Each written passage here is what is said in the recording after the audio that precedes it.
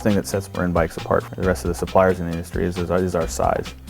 One of the greatest challenges we have as a business is the fact that we're a smaller company inside this industry. And as we try and push our capabilities further and further, we need to make sure that we get the maximum return from our employees. And then each one of us is able to produce, the maximum amount of work. We can't throw more and more people at the problem because we just simply don't have them. The tools that we use to address the problems that we have are really key. They're important things.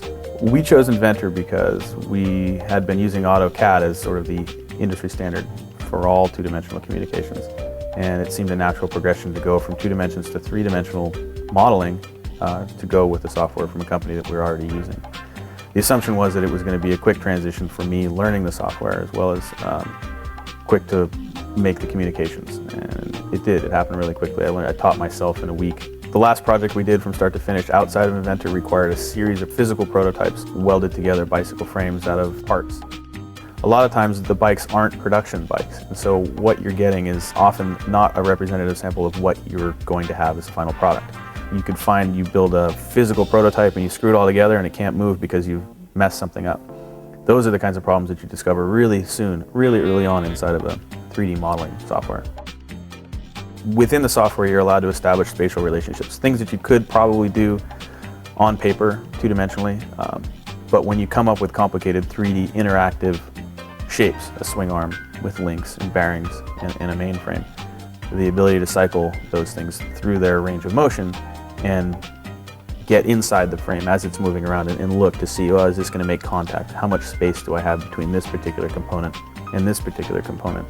That is probably primarily the most valuable part of the digital prototyping. Just, is this thing actually going to work? Sure, there's things out there that would require that you build a physical prototype, but you can get through the first 75 or 80% of the prototype process simply by doing it inside the computer. And then you have a much more reliable physical prototype when you do finally get to that phase. There's a cost savings, there's a time savings, there's a resource savings. All of those things just sort of lend naturally to embracing digital prototyping versus physical prototyping.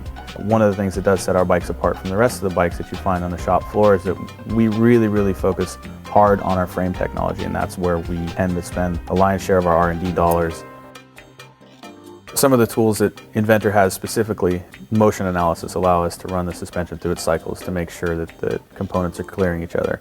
Other things are, as you move a particular component through its range of motion, you can also measure distances. There's tools for measuring stresses and strains and how they're transmitted and relative forces and things like that. So if we anticipate certain loads, whether it's a twisting load or a compressive load or a tangential load, we can try to predict how the tube is going to behave under those sorts of loads. And then as we tweak the shapes, we can see if we add a little bit more surface area here, we're going to get a little bit more stiffness. Some designs require that we want to get some more flexibility to absorb vibrations, and so we can design in the shape of the tube a way to get the performance characteristics that we're after. Understanding those things and having the tools at our disposal in order to make design decisions is really important. The best example of what we've been able to do with Inventor that we wouldn't have been able to do with any other tools is the Mount Vision and the Mount Vision class of bikes that's over my shoulder here. The complexity of that project, the shape of the tubes, the way that the suspension works, and the way that the swing arm interfaces the frame simply wouldn't have been done any other way. And being that was the first project that we went through using Inventor, and we got Mountain Bike of the Year from Mountain Biking Magazine, that was sort of a big honor, and I don't think that we could have done that any other way. The addition of Inventor to our sort of suite of tools that we use to design bikes has allowed us to grow our product line more quickly and more broadly. The ability for me to communicate my design ideas to the people that make the decisions here is much greater, and the reliability of the information that I can present to them is much higher. And so we can react more quickly, we can get production ideas to the factories and get the products on the floor much more quickly.